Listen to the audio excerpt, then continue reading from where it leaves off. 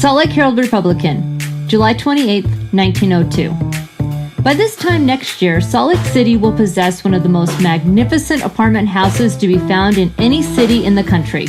It will be the Emery Holmes building, situated on the ideal site facing south and west on South Temple and State Street at the historic Eagle Gate corner. The cost of this improvement, which will be appreciated by many Salt Lakers, will be between $150,000 and $175,000. The plans and specifications have been prepared by architect J.C. Craig, who has devoted several months' time with John S. Bransford in securing all of the desirable ideas in apartment house construction in the larger cities throughout the country. Such perfection has been reached in architectural merits and utilitarian schemes that it is doubtful if there will be any apartment house to be found anywhere which will so nearly approach the ideal. I'm Wendy. This is Demolish Salt Lake and the story of the Bransford Apartments.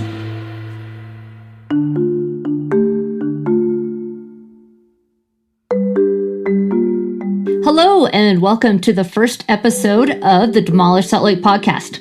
Let's talk some history. In 1860, Brigham Young built a schoolhouse on the northeast corner of State Street and South Temple, or Brigham Street as it was known back then. It sat vacant for much of the 1890s and was eventually sold to Mrs. Susanna Bransford Emery Holmes. Susanna and her brother and business partner, John S. Bransford, met with architect J.C. Craig to make a plan for a luxury apartment building. The schoolhouse was torn down and construction of the apartments began in 1901. On a side note, Craig would also build other apartment buildings, as well as the Herald Building, the Salt Lake Mining and Exchange Building, Moxham Hotel, New Grand Hotel, and the Shubrick Apartment Hotel. All right, now let's delve into the building itself, because this was a beauty. The location definitely plays into the architecture. This was Brigham Street, after all, the street where those who made their millions in mining built their mansions, so it was quite obvious the Bransford Apartments were marketed to those with wealth. Originally, it was called the Emery Holmes Apartments, but the name was changed to the Bransford by Susanna's daughter, Grace.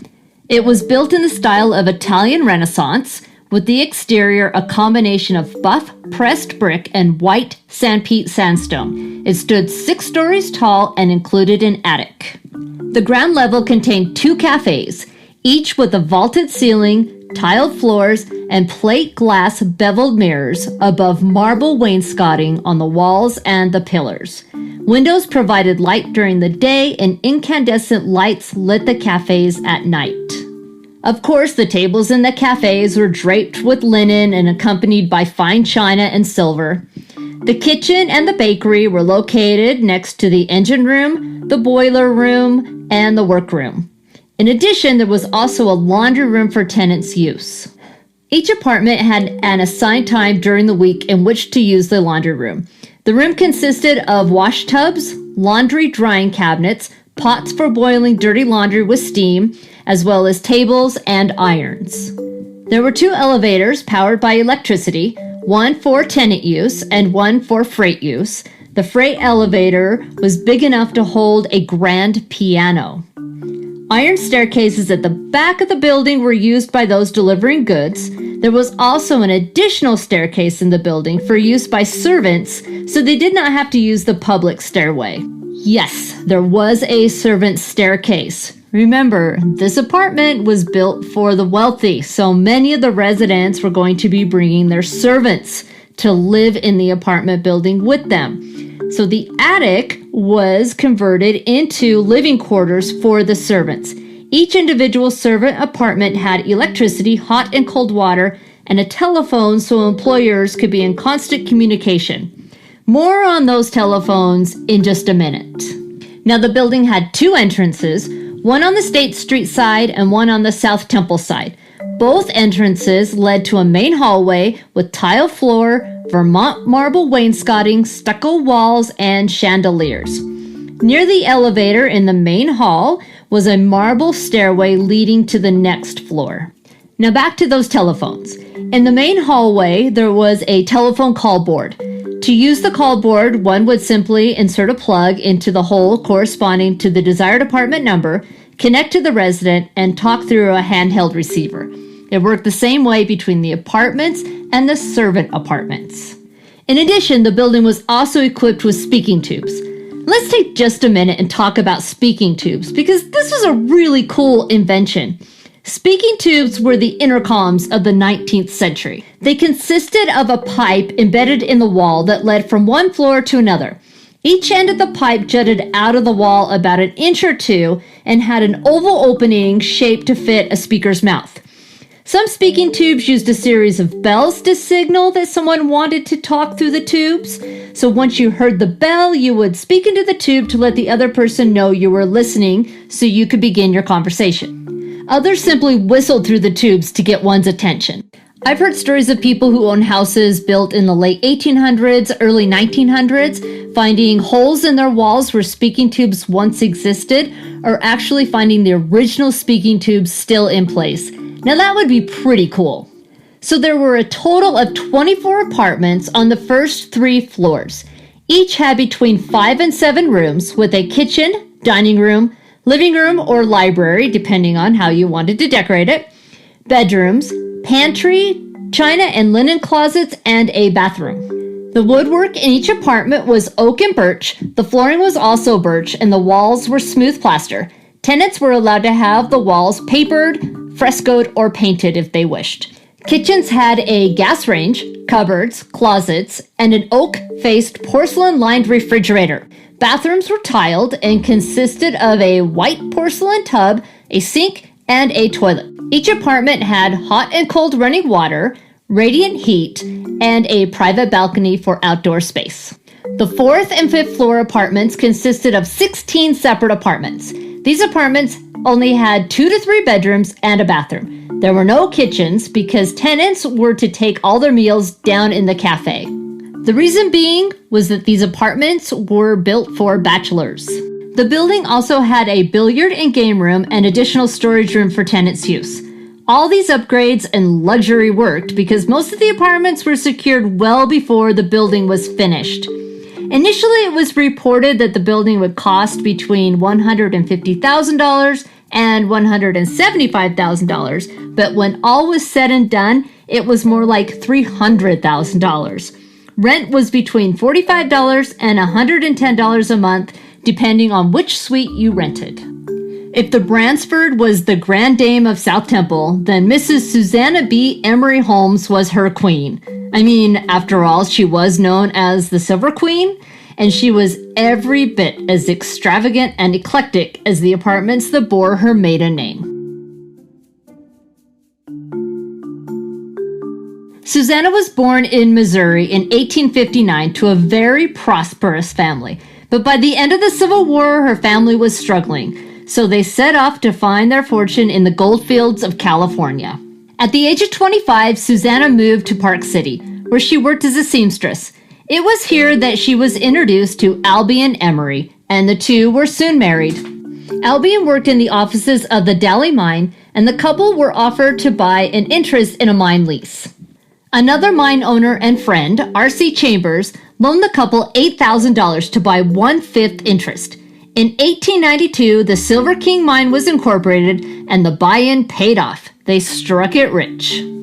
On a side note, Albion also served in the Utah Territorial Legislature as Speaker of the Utah House of Representatives and was a Grand Master in Salt Lake's Masonic Lodge. In 1889, the couple adopted a 2-year-old girl from an orphanage in Boston and named her Grace Louise Emery. They also agreed to care for Susanna's sister Viola's infant son Harold Lamb when Viola died in 1887. Unfortunately, Albion died after only 10 years together. Susanna made sure he had a very impressive funeral. In 1895, Thomas Kearns, another mining magnate, introduced Susanna to Edwin F. Holmes, a multimillionaire in his own right and 14 years her elder. After 4 years of courting, she married Edwin at the Waldorf Astoria in New York City in 1899. After a honeymoon in Europe for a couple of years, the two returned to Salt Lake City, where Edwin purchased the Gardo House located at 75 East South Temple, from the LDS Church for $46,000. Let's take a bit of a detour and talk for a minute about the Gardo House. Brigham Young began construction of this house in 1873. Rumor had it that he was building it for his favorite wife, Amelia, so it earned the name Amelia's Palace. Brigham Young died before the home was finished in 1881. The house was touted as being one of the finest between Chicago and California. There is so much history and controversy surrounding this house that it deserves its own episode, so don't be surprised when you see one show up. Also, do a Google search and see for yourself how magnificent this house was. Okay, so marrying Edwin and moving into the Gardo House elevated Susanna's standing in society. She became well known in high society circles throughout the country. They spent thousands of dollars to update the house and decorate it with treasures from all of their travels. They hosted lavish parties that were written about in magazines from Chicago to New York. The couple also owned a mansion in Pasadena, California, where they would spend their winters.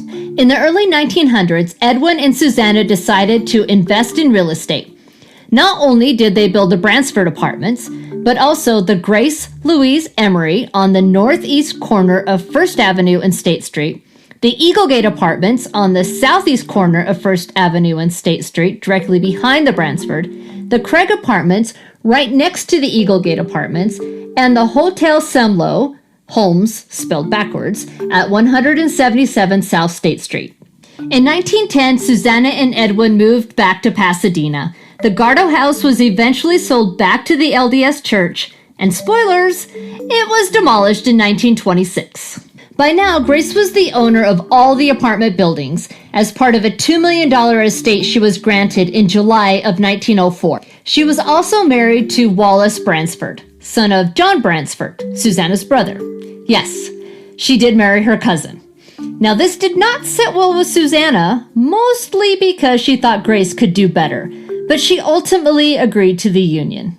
Now, where Susanna and Grace's relationship was strained, in contrast, Susanna doted on Harold Lamb. She sent him to boarding school and to Cornell, and after his marriage in 1912, she bought the couple a house in one of the most desirable neighborhoods in the valley. Sadly, Grace passed away in October of 1917 at the age of 31. Susanna did not attend the funeral. Grace's will left all her money, properties, and stocks to Wallace, with the exception of $10,000 for her mother. Susanna expected more and sued Grace's husband for half the value of the estate, estimated at about $800,000 in 1819. The trial was a big deal and received daily media coverage. During the trial, it came out that Susanna was not the most loving mom. In an article from the Salt Lake Herald-Republican from October of 1918, Wallace said his wife would have kissed the hem of Mrs. Holmes' skirt for one kind word from her mother. And in the same article, Wallace also said that it was him who told Grace that she was adopted. And upon hearing this, Grace said that this knowledge made her happier than anything she had ever heard. Periodically, the trial was postponed due to the 1918 flu pandemic, which after the last year is something that I think we can totally relate to. In early 1919, Susanna lost her lawsuit. She even took her appeal to the Utah Supreme Court, but the court refused to hear it. Wallace was granted the entirety of the estate and upwards of $900,000. After the trial, Susanna said she was never going to return to Salt Lake again. When Edwin died in 1925, he and Susanna had been separated for 2 years. Susanna left the funeral arrangements to his family, telling them to bury Edwin next to his first wife, Jenny. She did not attend the funeral. Around 1828, Susanna was courted by Russian Prince Nicholas Engalitcheff. They decided to marry, but a marriage license was rejected because Nicholas's first wife was not legally dead, despite her disappearance a few years earlier. In 1930, she married Serbian doctor Radovan Delitch, almost 30 years her younger. 2 years later, Susanna sent him on an ocean voyage while she took care of the divorce proceedings. Apparently, she had grown tired of his jealousy. The story goes that while Susanna was having lunch with her niece, she received a telegram stating that her soon-to-be ex-husband had hanged himself while on the voyage. After reading the telegram, Susanna quietly folded it, placed it in her purse, and continued her lunch. Later on, she arranged to have the Yugoslavian Navy bury him at sea. On October 18, 1933, Susanna finally married Prince Nicholas Engalitcheff, receiving the title Her Royal Highness Susanna E. Bransford Emery Holmes Delitch Engalitcheff. Although she enjoyed the attention of being the wife of a Russian prince, the two were separated when Nicholas died in March of 1935. Susanna told her friends and family that her and Nicholas were on a voyage when he died. She didn't want to cancel the trip, so she stored his body at a port so she could make funeral arrangements later on. But when Russian nationalists heard of this, they insisted she bury him at sea. According to other history, Susanna was not with him when he died, and she did not attend his funeral. In her remaining years, Susanna kept the company of Culver Sherrill, her young assistant. In August 1942, Susanna passed away. She was 83. She's buried in Mount Olivet Cemetery next to Albie and Emery. Her headstone simply consists of her initials, SBE, and the dates 1859 to 1942.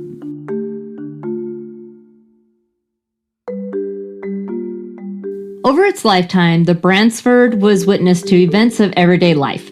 There were a few fires in the apartments and throughout the building. Mrs. W.C. Alexander of Suite 28, married to the manager of the Kingstone Development Mining Company, was cleaning ribbon in a basin of gasoline when it ignited and burned her face and hands. She shouted for help, and the fire hose was brought to extinguish the blaze. The damage in the amount of $225 was covered by insurance, and Mrs. Alexander was treated by a local physician.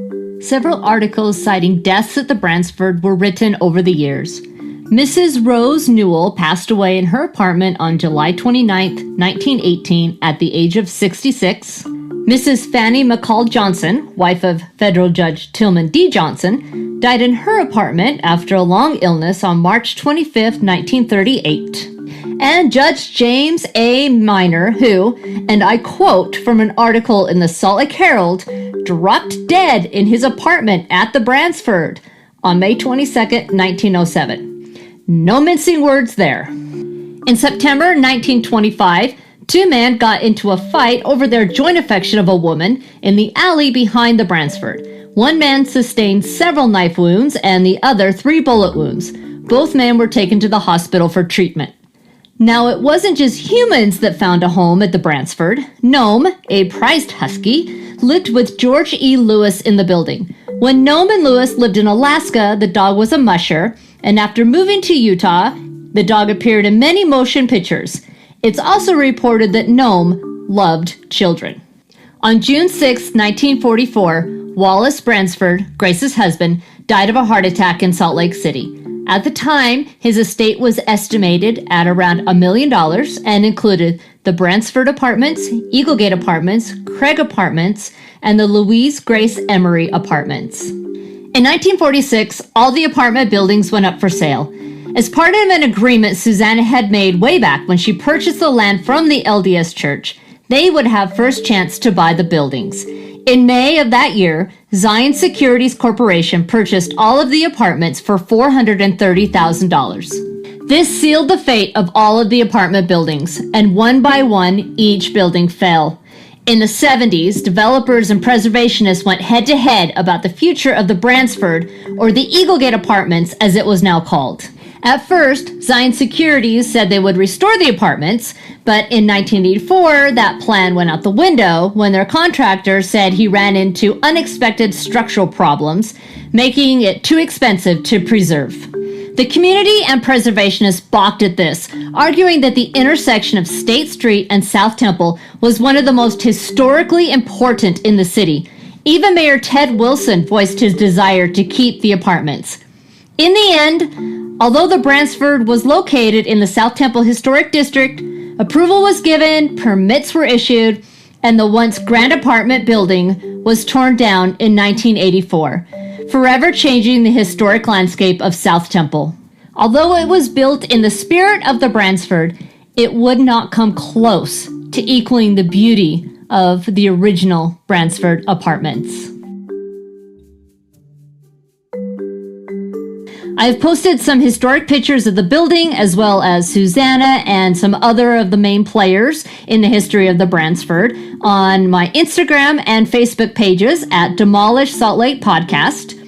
You can also follow me on Twitter at DemolishedSLPod. And if you like the podcast, please subscribe, leave a rating, and write a review. I'd love to hear what you have to say. I'll be back here in 2 weeks with episode number 2 to tell you about the Orphans Home and Day Nursery. See you then.